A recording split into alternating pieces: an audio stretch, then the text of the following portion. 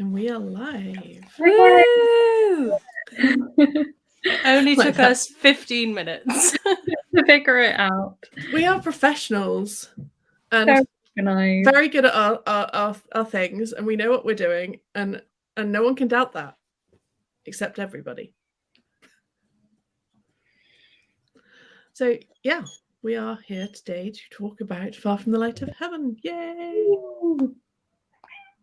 I literally read it this week. I've already forgotten everything. Same. I think I read it last week, so I have even more right to have forgotten everything. But I'm very excited to have a deeper, meaningful discussion about it with the two of you. Yes. This is going to go so well. I was meant to take the book back to the library yesterday, but because everything was a bit of a rush, I just renewed it in the end and didn't take it back. So I still have it so I can check character names, which is very exciting. I mean, my copy is actually just behind me, so I could grab it if needed. But hi, Marlene. Hi. Someone's happy we're here, and we have special guests as well. We have Luna and we have Ellie. Yay! I don't have a pet, but I do have a smell. One hot water bottle. So. She smells. Oh my god, that's amazing. I think she's been rolling in someone's barbecue or something. She smells like smoking. She's on 3 packs a day. It's a problem for young cats. She's not a young cat. She's trying to keep up with the youth. Well, yeah, I mean, aren't we all? Oh, Lily. Okay, fine. Okay, I'm being attacked, but that's fine. I'm not really prepared for this in any way, shape, or form. I can't think of things to talk about. Let's do this. It's going to be great. Do you want to start with the very basic, spoiler-free? How did you feel about this book? Yeah, did we enjoy it? That's what I was going to go with. I do want to start with that. Yes, please do. You go first, Nikki, because you're on the top left, and that is how it works. Shit. Damn. Okay, I enjoyed it. I didn't love it. I wanted to love it, and I knew a couple of people who were like, oh my god, I loved it, and it made me cry, and I was going through it going, there are no tears here. Well, yeah, I feel like maybe I got that wrong, or they got that wrong. Who knows? But and anyway, I cry at everything. Same. Yeah. No, I agree. Yeah. I mean, I was fairly sure I wasn't going to love it when I started reading it because it's written in my least favorite thing of all, third person present tense. Just so, it's the third book this month I've read in third person present tense, and I don't understand why this is happening. It didn't bother me quite as much as some of the other books I've read this month that were that way. It kind of it works okay-ish with kind of spec fiction more than, say, historical fiction, which one of the others was, which it just doesn't make sense to me. But yeah, so it was never going to be like a favorite book. I enjoyed it more than I was expecting to. I liked it, didn't love it.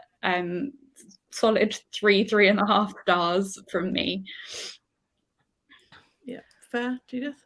I had a decent time, I would say, up until maybe the 60% mark, and then it kind of tailed off for me. I really liked the early points of it. I kind of went, okay, yeah, I know I'm talking, and it's not about you. Oh my goodness. I think I went in not knowing anything about it to the point where I was just like, I've barely read the blurb. Here we go. Let's see how this is. And I think that probably helped. But yes, I think my biggest kind of drop off for this book is a spoiler, so I will wait until we're done with spoilers. But basically, I liked a lot of things about it. And stop it! I liked a lot of things about it. She's such a star. I think I can on one level I can see why some people would really connect with bits of it. Will you stop, woman? My word. But I think for me it was, as you say, it was one of those things where I was like, I've read that now, great. Moving on with my life. It wasn't one that's gonna stay with me forever and ever and ever.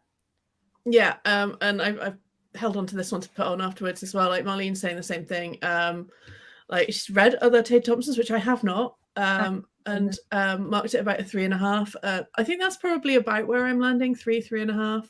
Like it was definitely enjoyable, but and I think what you said about 60%, I don't know if I've got the same thing, but there was a couple of things around there where I was just like, I'm finding it a bit too much hard work at that point.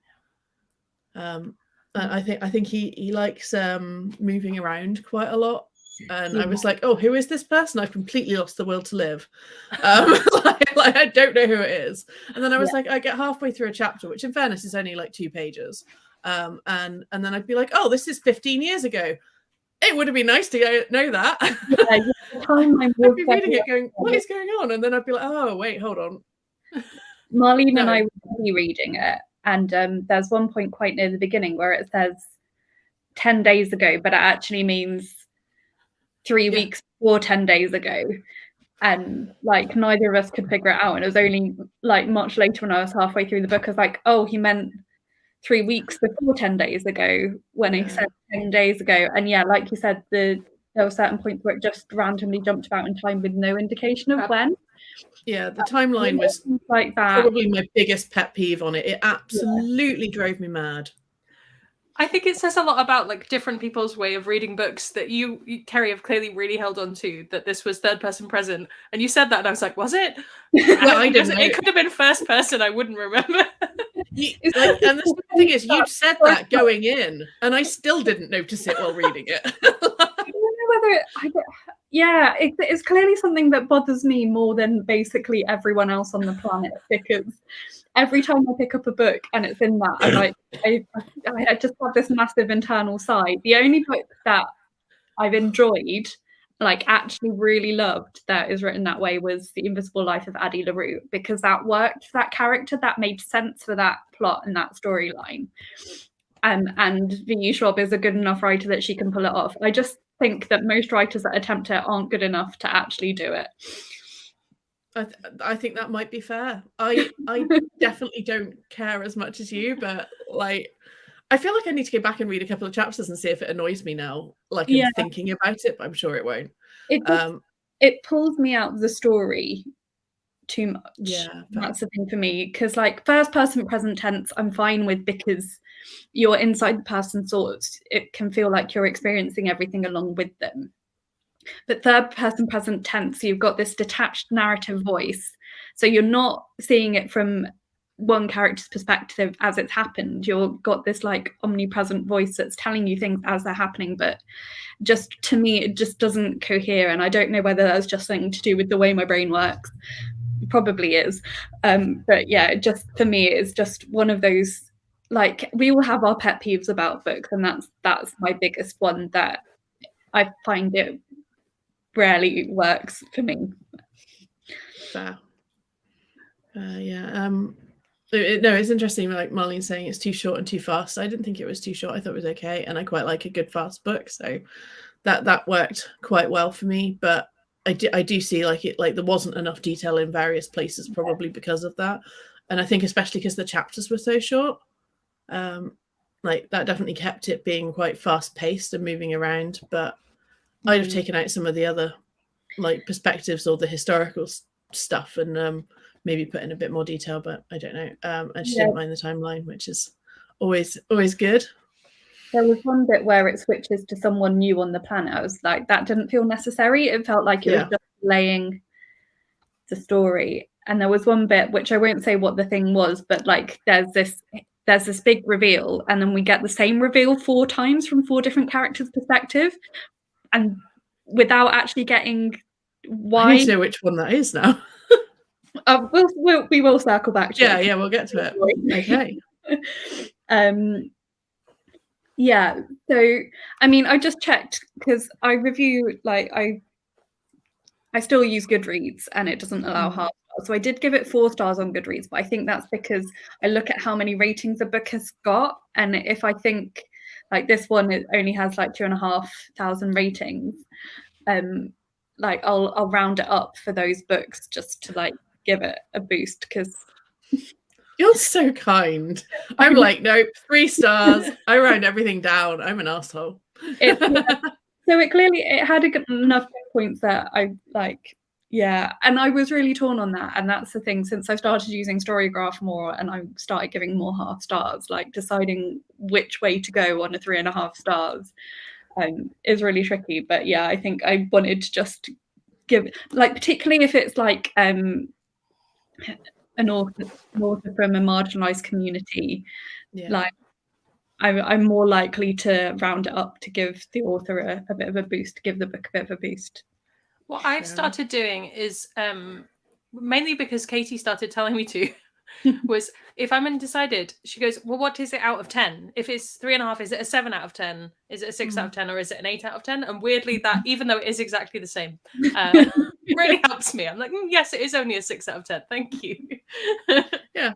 I think that's sort of what I do, is like, I wouldn't round it up for 4 because it's not a 4-star book. Yeah. So that's why I was like, I would never round up, and that's why I always round down. But like, I'm aware that most people round up because they're a lot nicer than I am. Yeah, and I wouldn't have the same problem with something I was giving 4.5 stars, because there's a huge range of difference between 4.5 and 5 stars, whereas 3.5 and 4 stars is much closer in my head. I love this. We should do a whole show on how we rate books, and everyone can just be like, "What is your brain?" Like, everyone like, because we'll all do it differently. It's brilliant. Yeah. All right. Has anyone read any other Tade Thompsons? I haven't. No, this was my first one. One of the other book clubs that I sometimes join in with is reading Rosewater this month. But I decided, because I was reading this one, I didn't want to read 2 books by an untried author in the same month. And actually, one of the hosts of that book club has DNF'd Rosewater. Ooh. I've heard pretty good things about it. I don't feel like his writing's for me. Yeah. But I don't know. Like, as I said, I've heard good things. Like, maybe it is the book for me. But yeah, okay. I think I'm not going to rush to try it, but I might pick it up from the library at some point. I think a lot of the things that I personally didn't enjoy with this book were more to do with the setting and kind of the premise of the book. So for me, I think if it was a different enough vibe, I'd probably check it out. But who has the time, frankly? Well, there is that, but Molly's telling us about The Murders of Molly Southbourne, and it's apparently a very bloody novella, and we all know how much I like bloody and I like novellas. So maybe in my future, that's where we're going. Well, I think I'm possibly the opposite of Judith. The things I liked most about it were the setting and like the mystery plot line. So, and the things I liked least were the writing style. So it maybe would put me off trying another book from his that didn't have kind of a mystery plot. Yeah, I like The Murders one sounds possible. I'm not sure I'd go for Rosewater. Yeah. Similar reasons.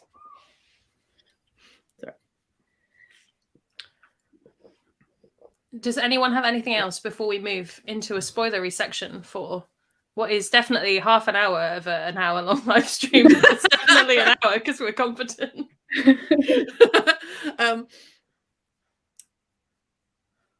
No, I don't think I do. No, I thought like this. So I'll just say the central characters. Shell, I really rated as a character, like, because one, particularly in sci-fi trope that I really like, is capable people who are somehow out of their depth. Yeah.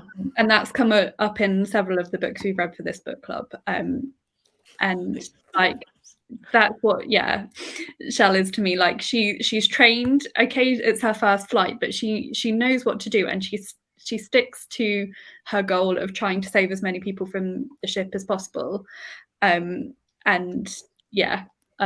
So I really rated her. The other characters didn't feel as well-rounded. Absolutely agree. So yeah, I think that's a spoilery thing. No, I think that's really fair, and Marlene agrees as well. What else have we got? Zetty was the best thing. Microgravity, spaceship. Goodness, fair enough. Is anyone else getting weird noises, or is that just me? I'm fine. Okay, my headphones have just gone weird. That's fine. It's definitely what we need right now. I would agree. And actually, I really liked that as the book went on, you continued to see Shell being like, but I'm going to be a good captain, and I do know what I'm supposed to be doing. Yeah. And like knowing, oh, this is the procedure for that and stuff like that. And genuinely kind of being like, yeah, I'm in a shit show of a situation and I don't know what I'm supposed to be doing with that, but I do know how to try and look after the ship and myself and my crew, and the people on it and stuff like that. And I really liked that about her. And I liked some of the logic and the explanations for, like, this is why she's giving us this task to do, or what, this is why this is happening, which was some stuff that, and admittedly, I've not read a lot of realistic sci-fi, but I liked getting a bit more kind of like, that is how that would work in space, in this version of spaceflight that we don't have now. Interesting. Yeah, which is one of the schedule things. They had to stick to the schedules because they didn't have sunrise and sunset for their circadian rhythms. I thought that was a really nice bit of information. And like there was one thing that when Marlene and I were buddy reading it, we disagreed about, which was like in the midst of everything that was going on, when something happens and Shell's asleep, and like Marlene was like, I can't believe she's sleeping with all this stuff going on, and I was thinking, well done, Shell, get your priorities. I have had enough sleep to be able to manage all the crap that's going on. I didn't necessarily have the thought at that point, although later when she was scheduling sleep for people and trying to look after people, I was like, yes, I love this because I love people who care for other people and like and doing that. But I did like Finn being like, what the hell? Why the fuck were you asleep? And she was like, because I need to rest to do this. And I was like, yeah, I respect that. So I didn't have an issue with it. It was just, it would have been nice to sort of see a bit more of the decision behind that going in, because it did seem a bit like, oh, what the hell, you were asleep. Well, yeah, from someone who has a chronic fatigue condition, it's so important when you have stuff to do. Yeah, no, that's fair. Maybe that's why that was my instant reaction. Like, yeah, Shell, prioritize your rest so you can function. Yeah. I don't think it was actually even the sense of urgency. I think it was just the surprise that was what she'd done, and then we were sort of more in Finn's headspace of like, why were you doing that? Whereas actually it would have been nice to have that little bit of hers where she was like, actually, I was bloody knackered. I really needed to get some sleep, and there was nothing else I could have been doing at that time, which was actually like true, but wasn't explicitly called out. And I was a bit like, oh, okay, but then I don't need to be spoon-fed my books, maybe. Probably. And how many times in both fantasy and science fiction do you have characters where you go, I feel like all of this like last quarter of the book could have been a lot less stressful for everyone if you had a nap in an earlier portion of the book. Yeah. A nap and a snack. Yes. Yeah. What are you doing? Okay. She just loves you too much. She really does. It's because Katie's out, so I am the only person to whom she can bother. Well, we'll move into spoilers, and so I'm dying to know, Carrie. Well, obviously, if you haven't read this book, bye. We love you, but bye. But yeah, Carrie, what is the 4-time reveal? Oh yeah. Do we have the spoiler banner just in case? Oh, do I have a spoiler banner? Doesn't matter if we don't. I could craft one. I love the spoiler banner. Yeah, so it was the revelation that ragtime was actually functional more than. Yeah. Okay. Yeah.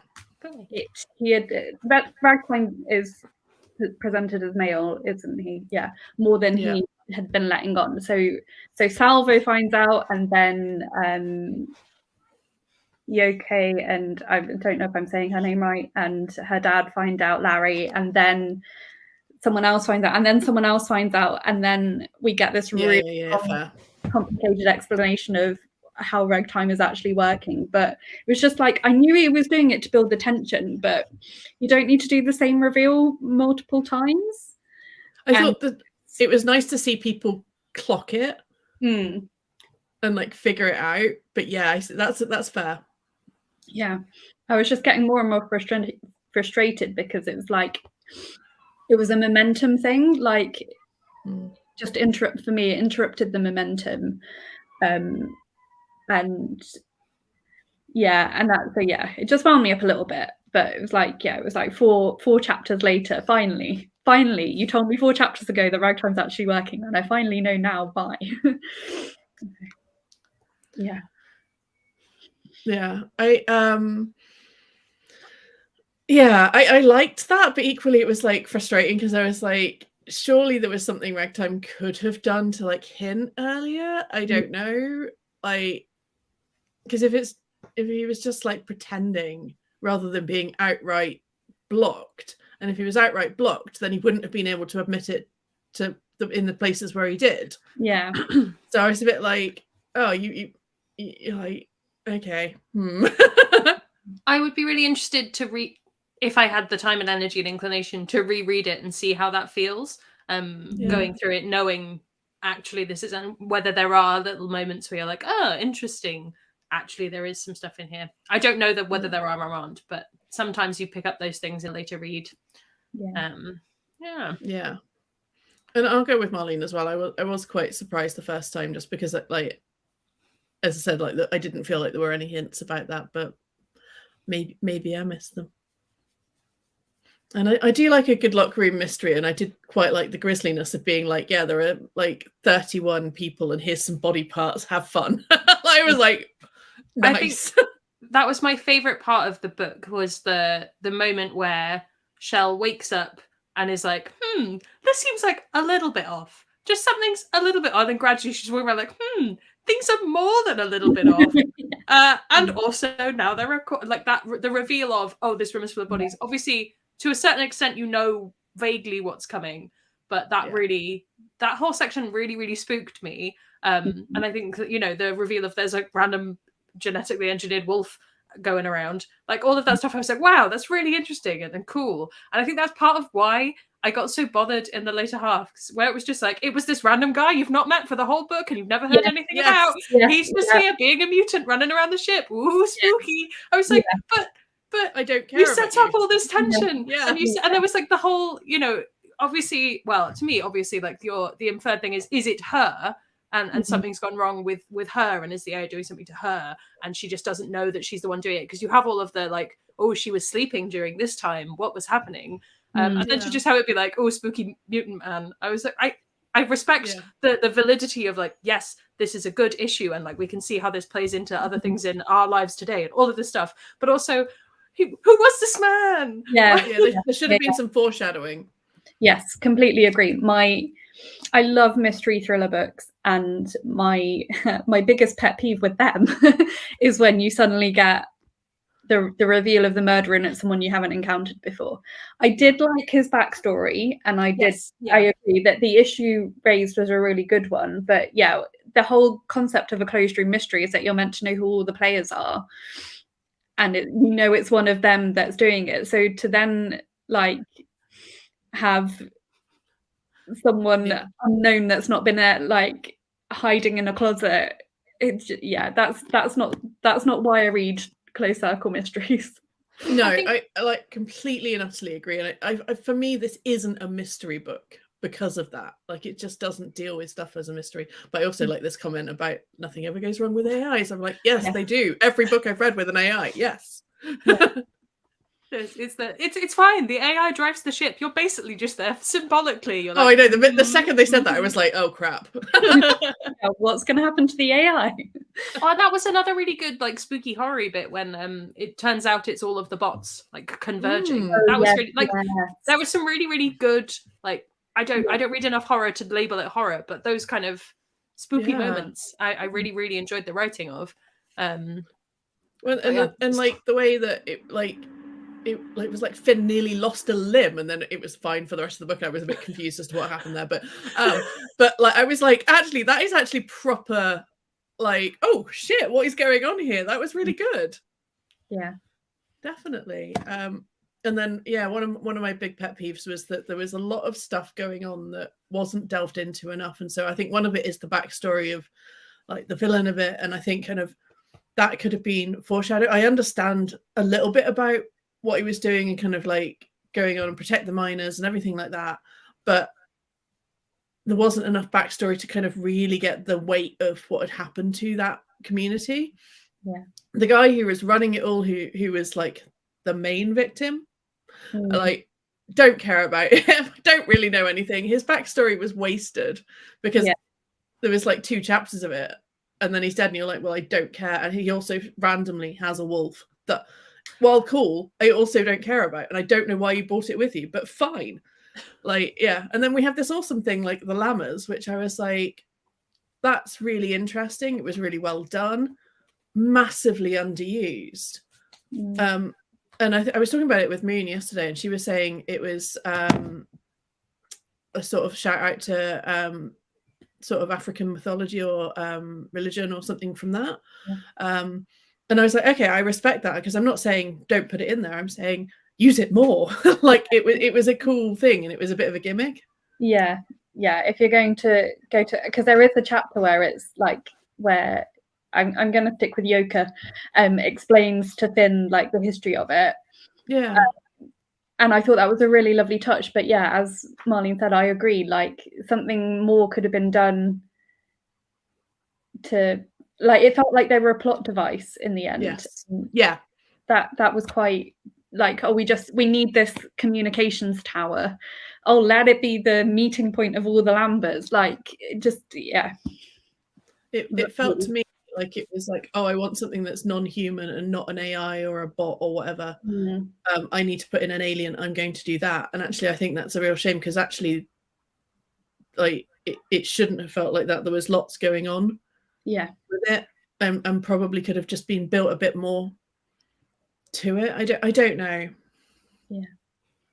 Yes. Talking of Yoka and Finn, what did you think of the romance? What romance? They fucked. like particularly because when Yoka decides to go with Larry to the ship, it's because she thinks Shell is cute. And so I was kind of like expecting a romance between, if there was going to be a romance, I was expecting it to be between Yoka and Shell. And then it's just like suddenly she's sleeping with Finn. Like, but I like the idea of being in that situation and being like, interesting. Oh, you seem busy. You seem too busy right now, and you need to get your rest. Fair enough. Are you available? Yeah, I was like, yeah, because that's an appropriate time to go off for a shag. But sure, like, I was expecting more between Finn and Shell to a degree, and then like, yeah, Yoka suddenly comes along, and I was like, I was quite glad of that. It's never a good idea to have your detective doing your main suspect. No, just leads to terrible, terrible conclusions later on. That's true. That's true. I just didn't think it added anything. No, it wasn't necessary at all. I really liked, actually, just to bring it to something I did like, the stakes getting towards the end. And obviously there's all of this thing where you're like, we've released all of these random science experiments that happen to be here. This is all happening as well. But I liked that the stakes were, actually, there are this many lives that are just being taken care of on this ship. And it's kind of, they have no idea what's going on. And I'd almost really like a very distant sequel of somebody just waking up and be like, well, how long has it been? Have I safely traveled in the ship? And someone be like, right, so first of all, there was a wolf. And second of all, this happened. And yeah. The thing with the experimental wing, that was another thing that bothered me. Like, why was it there? And then it's explained, but it's not explained until right near the end. Like, and it's like, you could have given that explanation at the beginning, but it was like, you just still didn't add anything. Experimental wing. And she's just like, no, the problem's not there. Or like, if you were going to have it where you don't explain why it's there until the end, then like actually have that be significant. Yeah. I was expecting it to be significant, and it wasn't. And it was like, because it's a locked door that you're not allowed to go beyond. It's obviously the answer. No. Okay. Or have absolutely no significance and purely exist to be, I wanted to write the most horrifying space horror thing I could possibly write, and I needed a sealed vault full of horrifying science beasties that had been made for like I just want to do bad things to these characters. There we go. And have it be turned up to 11. I mean, Kerry, you look like you might not want to have read that, but I think that could have been something one could have done.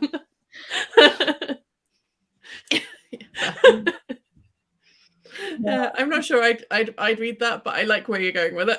But I think just like the book is, as we say, it isn't a mystery book. I think it would sit better in a horror space, and maybe for some people it does. I'm not the best at genre classification, but no, and I think maybe that's part of my problem with it, is that like I like books that defy genre, but I don't like books that don't know what genre they're meant to be. And I think that's the problem with this one. It's not clear whether he thought he was writing a science fiction book or a mystery book or a high stakes thriller or a horror book. It's some sort of weird amalgamation of all of them with no clear, and borrowing tropes from all of them, but not in a way that feels deliberate or intentional. It's just like, I don't know what type of book I want to write, so I'm just going to randomly pull in random tropes from all of them, rather than actually it being deliberately genre defying. It doesn't feel like. Yeah. Do you understand what I mean? I'm not. Yeah. Clearly. Two of the quotes on the back say space opera in them, and Yeah. I feel like the people making those have a very different definition of space opera to me, but I don't think I could define space opera. So maybe that's the great catch-all. Yeah. No, I mean, I feel like he was like, right, I'm writing science fiction, so I need to have aliens. So I'm putting in these llamas, and I can't make them the bad guy because they have this personal significance to me. Great, but then don't misuse them elsewhere. And then no D/experiments, exactly the same. He was like, oh, science fiction, I need a mystery room full of dangerous experiments, but I'm then not going to use it. And I just like, he just sort of tacked them on to the side because it was like, oh, science fiction, so I need to do that. And I feel like actually, to properly sort of say, actually, I'm just going to defy genre. Don't do that. Just ignore the classics. Yeah, I almost think it would have worked better to know it was full of really dangerous science experiments and have someone be like, well, it's okay because we've managed to make it. We've put a big space barrier on that door, even though the AI is broken. Nothing can break that door except a person. Yeah, and then having a person break the door and be like, which one of us was it? Oh no, it was a scary mutant man in the cupboard. Might have been more tense than just what's in there. Oh, it was scary science experiments. Yeah. Yeah. I like that. That's fair. Yeah. And then I think kind of like moving on to the sort of motivation, the way the killer stuff was done. I loved the idea of the AI sort of running a person. And obviously going slightly insane in 10 years. I have no idea to what degree that decision to what they were going to do happened like going into the ship, or if it was just like, actually over the last 9 years I've gone slightly insane and now this is what we're doing. Whoops. And I don't know, I was hoping it would be in the author's note, but I liked that, I'm assuming that AI was called Carmilla because there's an early vampire novella called Carmilla, which I haven't read yet. I have it, but I haven't read it yet.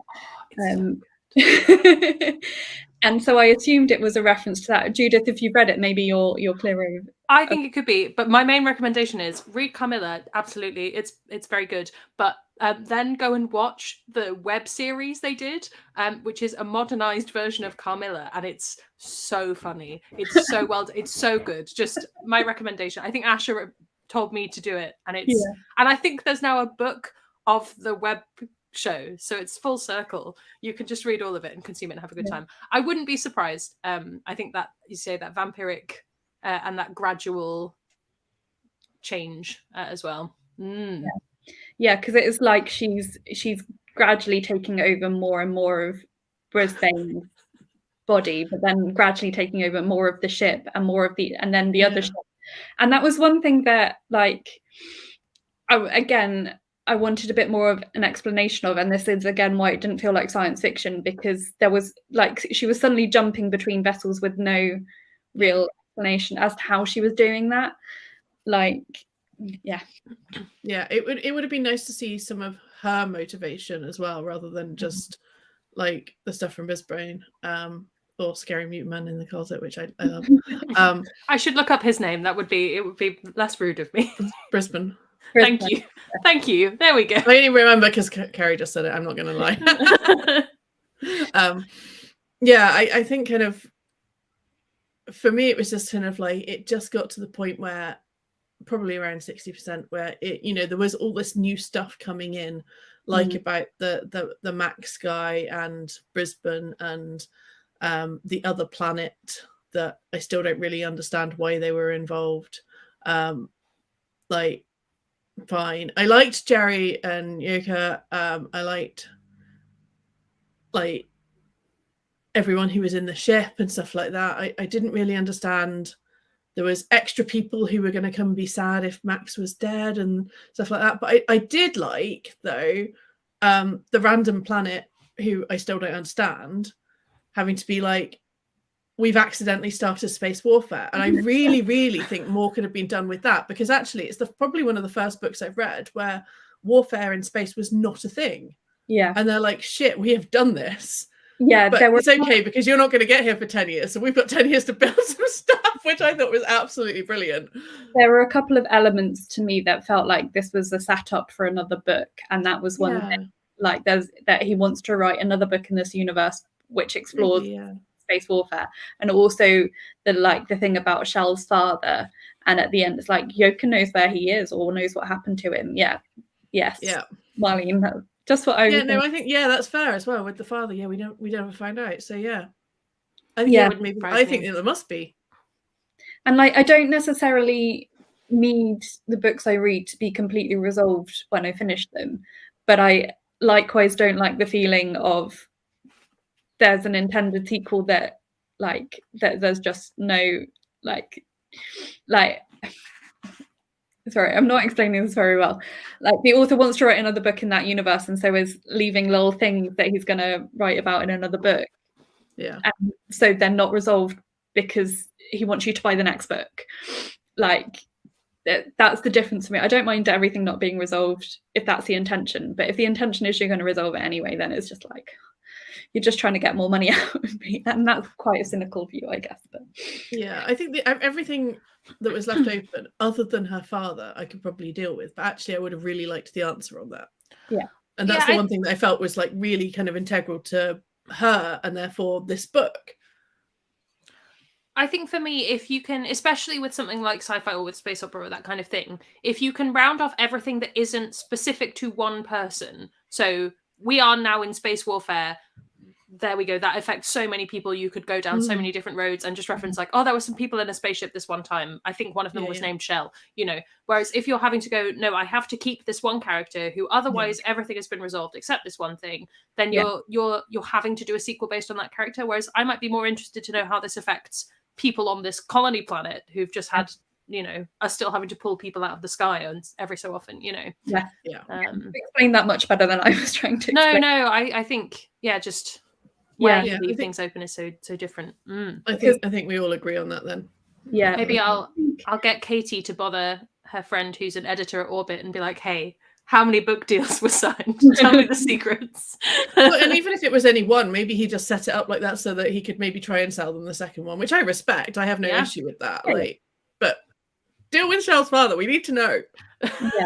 Yeah, because it felt like otherwise, it felt like Shell's story would continue on Bloodroot. That was the name of the planet, wasn't it? She was on. Yeah. But not in a way that was necessarily that we would need to follow her anymore, apart from this one unresolved thing to do with her father. So I think that's kind of what I was trying to get at, and you've explained it much better than me. Yeah. No. I also think the other thing that was just they kept referring to this other planet that was a failing or dying planet, Nightshade, and I was just not really entirely sure why that was there, unless again there's going to be another book at some point about this other planet. But it didn't, for them to keep going back to it, didn't feel mention it once, that's fine, but why do we keep going on about this? Anyway, I don't know. The more we talk about it, the more issues I'm finding I had with it. Maybe I have them through Japanese giving it 4 stars. That's the thing. I think it's not a bad book to have the reading experience of, depending on possibly your feelings about the tense and so such. I had a good time reading it, but the more you think about plot elements, you're just hang on, this didn't. Why was? And maybe that's partly, I suppose, you could argue, if I'm being literary student Judith, something about this is a really hectic situation. Everyone is working on as much sleep as they can get, but it's not much. And it is that little kind of haziness. I'm just throwing stuff at you as you can have it. But at the same time, where are these other planets? What are we doing with them? Is there another book that was written and just got edited out? Yeah. I definitely agree with everything. And I think that's why I came out of it and I was a bit I'm not sure I would have kept going with it. if I hadn't been reading it for book club. But I did enjoy it. It's just it wasn't doing it enough for me. Yeah. And I think kind of it might have been one that I put down and then just never bothered to pick back up. Not because I'm not enjoying it, but just because there's nothing being like, oh my God, I must read that. Which is why I try and read as many books as I can in one sitting, because I'm just a fickle bitch like, who is easily distracted. but I think that's one of the things and that's why I was sort of like, well, I liked it, but I didn't love it. And even then I'm sort of going, I liked it, and I'm pulling a face, so I don't know. Did I like it? Who knows? Yeah, I definitely was enjoying it while I was reading it. Yeah. And maybe that's why I've been more generous with the rating. Yeah. But yeah, it's not something I think I would reread. And it's not like I'm not going to be rushing out to buy or read more books by this author, even more books set in this same universe, particularly if they're in third-person present tense. Yeah, if there is a second one, I'm going to make Moon read it and tell me all about it. I think I'd like to know what the setup of the second book would be. Are we going directly on with these characters, or are we going for also in this world, this is happening, and base it on that? And I think if there was more with like Yoke and like the Lagos Bridge close and stuff like that, which I think would be where it would have to go, it could genuinely be really interesting and could dive loads more into the Lammers. So I was like, I wouldn't say no, but equally I'm not going, yeah, I'll absolutely definitely read it.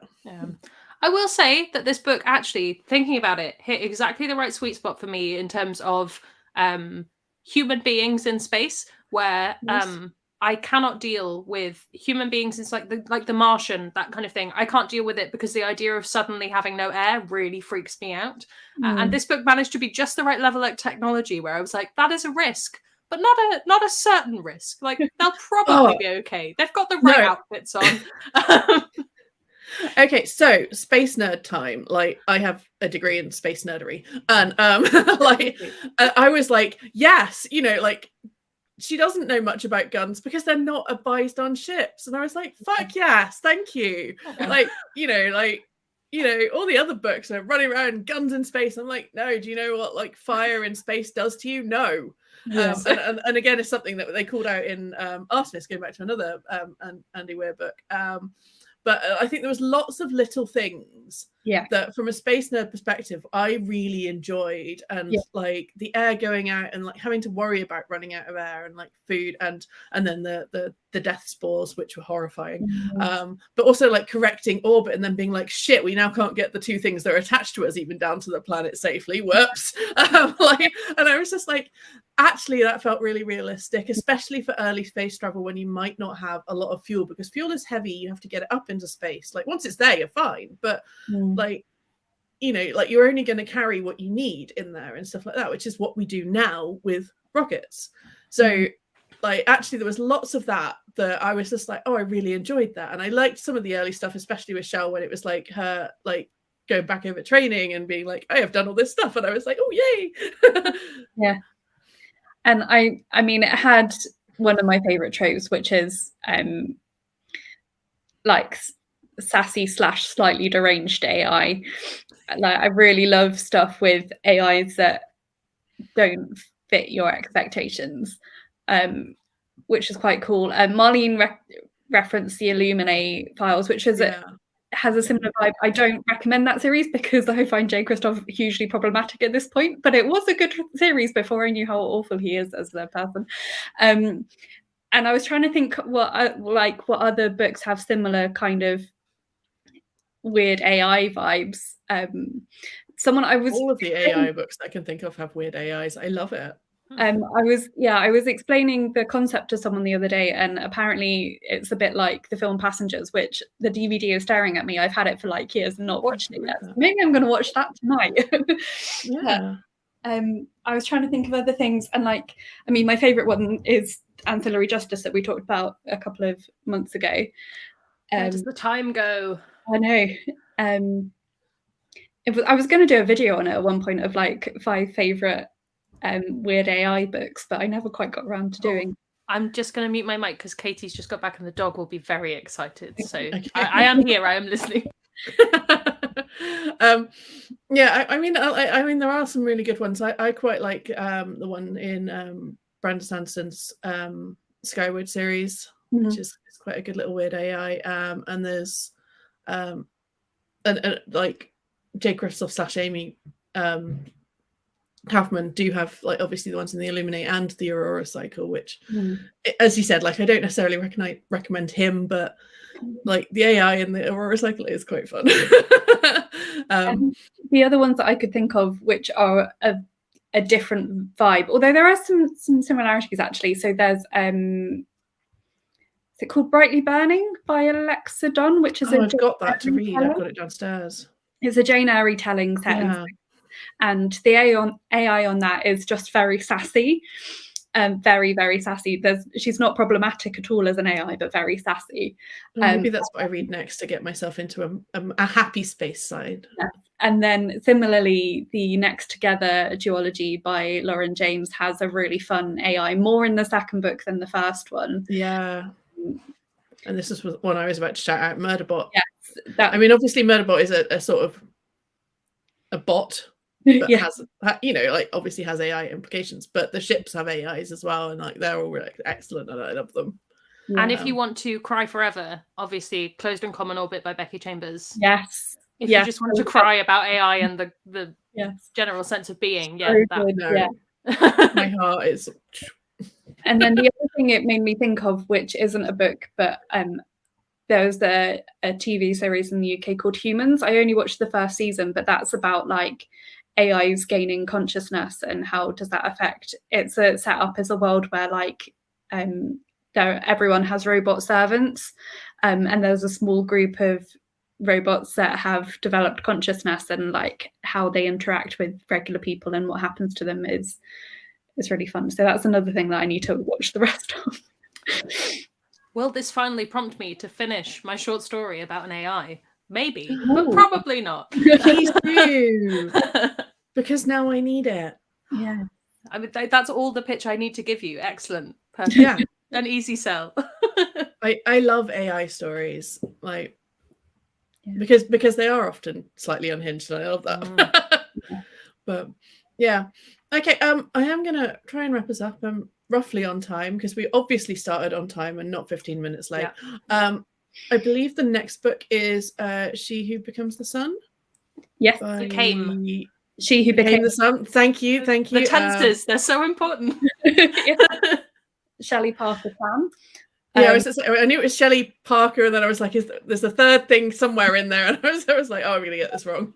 I'm going to try and do a buddy read schedule on Discord again. At the moment, I only have an e-arc of it, but there's loads of copy in my local library system, so I'm going to try and pick up an actual physical edition so that I can set up a buddy read schedule, because I thought trying to figure out pages and chapters from an e-arc was going to be a nightmare. If you want me to figure it out for you, I can. I have a physical copy upstairs. Just drop me a line. Yeah, cool. Yeah, because otherwise we'll have to wait until I can get to the relevant library to pick it up, so it may not be up straight away, but we'll probably aim to be reading it towards the end of the month as usual. Yeah, I have the audiobook on reserve from the library. I just had a quick look, and it should be available at the end of my holiday, so in a couple of weeks. So hopefully I will manage to listen to it. Although, having said that, depending on when the show is, I don't know. Actually, to be fair, if it's the end of June, I might be all right. My sister's getting married at the start of July, so I won't be at that one. That's my logic. So but yeah, so that's what's up next, and hopefully we will definitely start on time that time, and with actual no lies. We will be figuring out our books for the following 3 months, for June, July, and August soon. Yes. Keep an eye on our Twitter if you want to be involved in voting for what we read. Carrie with the admin. I love it. Yeah, we need to do that. I have no suggestions. I need to look at what's on my book, but maybe I shall put in Brightly Burning because I need to read it. Yeah.